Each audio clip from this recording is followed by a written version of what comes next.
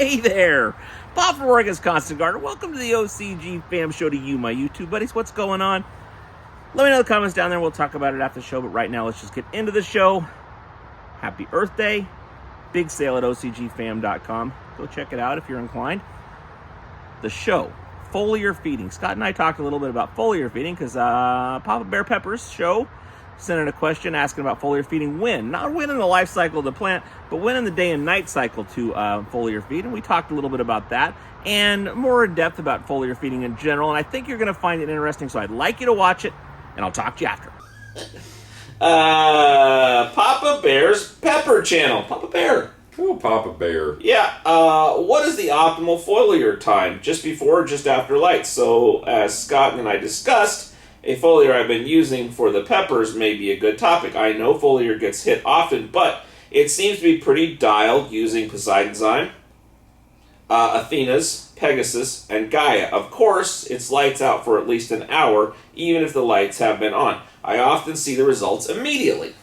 Oh, yeah, well, I love foliar feeding. Well, best time to foliar feed, does it really matter? Oh, yeah. Okay, well, do yeah. tell. Well, stomata are open at so many times during the day, and once the temperature reaches a certain temperature from radiation, the stomata's closed. So midday foliar feeding, unless you're trying to keep them hydrated and alive, midday foliar feeding is not optimal because it's the least available, and I call it stomata, like little mouths underneath the leaf.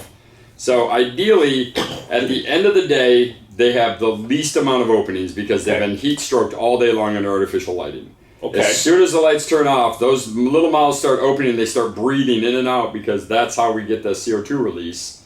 Then as they go through the night, those stomata get wide open because they're trying to suck in oxygen and release CO2 through the roots. And as soon as the lights come back on, you have the mass opening, you have the lowest light temperature, so it's still under 80. That's my very favorite time, is right before the lights are about to come on or right as the lights come on, and only because they absorb it. By the time the lights get to full temp, they will dried up, they've absorbed everything they need to, and then they're on their whole way for the day with an amazing foliar feed. But earlier the better. Right before they turn on is best. Right after they turn on is second best. Avoid if your leaf temperature is above 80, just wait. It's not beneficial. Unless you need to just hydrate, then you can foliar feed. They'll drink, but they don't take in a lot of nutrition over 80 degrees through the foliage.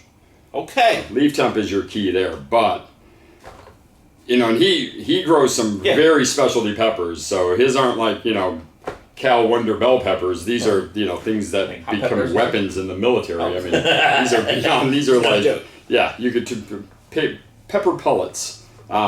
So he's a little bit more careful to not lose a crop, hurt a crop, or damage their foliage. So him foliar feeding, then turning the lights off for an hour and then coming back into it, not a problem. With cannabis, if you do that, you could trigger a potential hermaphrodism, you could potential flowering cycle, because if your lights are on, you foliar feed them, turn off the lights for an hour, then turn them back on to finish your cycle, that's a day. They say that as, we skipped a day, it was only a 1 hour day, weird, now we have a 20-hour day.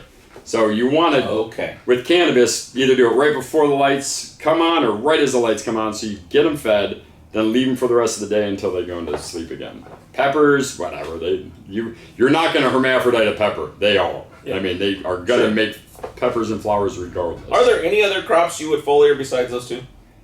Oh, pretty much anything except for tomatoes. I mean, tomatoes do not like foliar feeding, but everything else loves foliar feeding. I've even seen onions respond to foliar feeding and garlic respond. But squashes. Huh? Squashes? No. I mean, they get that. Well, you want to watch out for that because of mildew.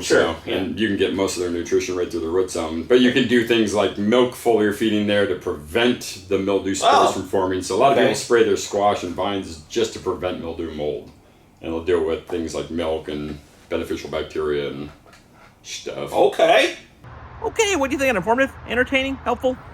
Let me know in the comments and we'll talk about it tomorrow. Don't forget about that sale at OCGFAM909. I love you. I'll see you tomorrow. The OCG Fam Show. It's pretty good. It happens every day. It's the OCG Fam Show. See you tomorrow.